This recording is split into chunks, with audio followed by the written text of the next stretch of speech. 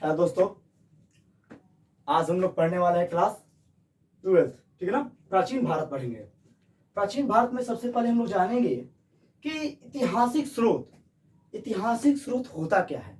इसलिए कि बहुत बच्चों को कंफ्यूजन होता है कि भारत का हमारा नाम जो है, बहुत लोग बोलते हैं कि भारत, इंडिया, हिंदुस्तान, बहुत सारे नाम, ठीक है। 4 नाम ऐसे तो जेन्युइन 4-5 बोलते हैं। आज उसी के बारे में हम लेकर आए हैं और देखिए पढ़ा जाए। आइए, देखिए पहला क्या है, भारत का नामकरण। भारत के नामकरण में क्या है कि हम लोग जेन्युइन क्या बोलते हैं, भारत को इंडिया भी बोलते हैं, इंडिया ही बोलते हैं। आप देखे होंगे इंडिया टीम के जर्सी पे इंडिया लिखा रहता है, हम लोग इंडिया जेन्युइन बोलते हैं। जहां तक कि भारत या इंडिया ही फेमस 2 नेम है। एवरेज में सबसे ज्यादा बोलने वाला जो हम लोग भारत का जो नाम है वो है भारत, इंडिया। इंडिया जो शब्द है इंडस, ठीक है, इंडस से निकला हुआ है। क्या है? इंडस से निकला हुआ शब्द है। वो जो इंडस जो है, इंडस को हम लोग क्या बोलते हैं, संस्कृत की लैंग्वेज में बोलेंगे इसको तो सिंधु। आप लोग जानते होंगे सिंधु मतलब जो कश्मीर में कहां से निकलती है, मानसरोवर से निकलकर कश्मीर होते हुए जाती है, ठीक है। वही सिंधु जो आप लोग जो समझते हैं, उसका नाम इंडस भी है। आप लोग मैप में देखेंगे उसको इंडस रिवर भी बोलते हैं हम लोग। फिर हम लोग जानेंगे भारत का स्रोत क्या है। भारत वर्ष का जो नाम है, ठीक है, भारत वर्ष का नाम जो है, ठीक है, सर्वप्रथम जो है पाणिनि। ये आप लोग नाम सुने होंगे या नहीं सुने होंगे थे, हम बताएंगे आप लोगों को। नहीं सुने हैं तो हम बताएंगे इसके बारे में। और ये जान लीजिए, ये जो पाणिनि जो है ना, ये जो है संस्कृत व्याकरण लिखे हुए हैं, ठीक है। क्या है? संस्कृत व्याकरण लिखे हुए हैं। ये कि अष्ट अध्यायी, पाणिनि की अष्ट अध्यायी में आया है। क्या नाम आया है? भारतवर्ष आया है, ठीक है ना। पाणिनि के अष्ट अध्यायी के भारतवर्ष नाम क्या हुआ है, जिक्र किया गया है। भारतवर्ष नाम का क्या किया गया, जिक्र किया गया है। और वैसे ही भारत देश का जो नामकरण जो हुआ है, खारवेल की हाथी गुफा, खारवेल की हाथी गुफा लेख में भी भारतवर्ष का क्या है, नाम उल्लेख है। हाथी गुफा मतलब पहले क्या होते थे, पहले अभिलेख, पत्थर, चट्टान से, इसी से क्या होते थे, सारी चीजों को पता लगता था। तो उसी से उसमें क्या मिला है, भारतवर्ष का नाम मिला हुआ है कि कहां पर, खारवेल के हाथी गुफा में। और एक ये भी मान्यता क्या चलती है कि ऋग्वेद काल के प्रमुख जन भरत, ऋग्वेदिक काल के प्रमुख जन भरत के नाम पर भी क्या किया गया है, भारत का नाम पड़ा हुआ है। मतलब जितने भी ये क्या है, ये जो 3 चीजें है ना, हम लोग अभी जो पढ़े, भारतवर्ष जो पाणिनि के, ये खारवेल, ये ऋग्वेदिक काल के, ये क्या है, ऐतिहासिक में आ गए, ऐतिहासिक प्राचीन काल के आ गए। लेकिन जो अब मान्यताएं आएंगे, मान्यताएं मतलब क्या होता है कि जो भी राजा महाराजाएं आए अपना नाम रख दिए, अपने पुत्र के नाम पर रख दिए।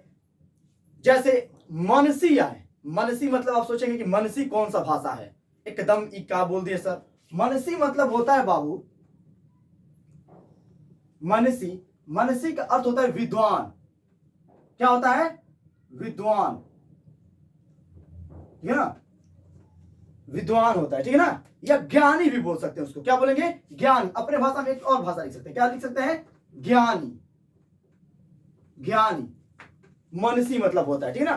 तो ये भी क्या किया, अपने पुत्रों के नाम पर भी क्या पड़ गया था, उनको नाम पड़ा। जैसे हम लोग जानेंगे यहां पर कि मान्यता कर, सर्वप्रथम जो है जैन तीर्थक, जैन में पूछता है कि जैन तीर्थक प्रथम कौन थे, तो ऋषभ देव।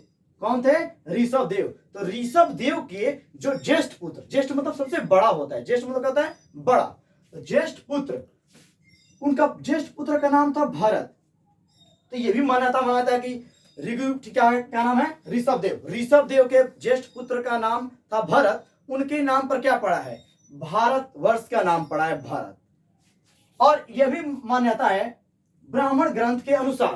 किसके अनुसार? ब्राह्मण ग्रंथ के अनुसार। हम लोग आप आगे पढ़ेंगे, हम लोग प्राचीन भारत के ही क्लास 12th में चैप्टर नंबर 4 में कि बुद्ध के बारे में, महात्मा बुद्ध जिसे कहते हैं हम लोग, महावीर जैन के बारे में जिसे जैन धर्म कहते हैं, और ब्राह्मण ग्रंथ के बारे में पढ़ेंगे। तीनों धर्मों के बारे में हम लोग, ग्रंथों के बारे में पढ़ेंगे, अच्छे से विस्तार से पढ़ेंगे। बस ये थोड़ा अभी हाईलाइट है, ठीक है ना। जैसे टेलर समझिए, टेलर स्टार्ट हुआ अभी तो पिक्चर क्या है, बाकी है दोस्तों। ब्राह्मण ग्रंथ, जैसे देश का जो नाम है कुरुवंश, कुरुवंश भी पढ़ेंगे अभी। बस हम आपको क्या बोले, टेलर है ये, अभी टेलर हम देख रहे हैं अभी, समझिए।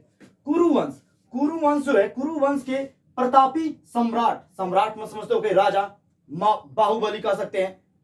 सम्राट मतलब बाहुबली, ये नहीं कि एक राजा हुआ करते थे, एक सम्राट हुआ करते थे। जैसे सम्राट अशोक, ठीक है ना, वो ऐथोगर नहीं था वो सब, ठीक है ना, उसको कोई आकर नहीं हरा देता। उसी तरह क्या था, कुरुवंश के प्रतापी सम्राट दुष्यंत एवं क्या लिखा है, शकुंतला, शकुंतला नाम आप जानते होंगे, क्या शकुंतला के पुत्र जो थे, भारत के नाम पर भी क्या था, भारतवर्ष का नाम पड़ा है भारत।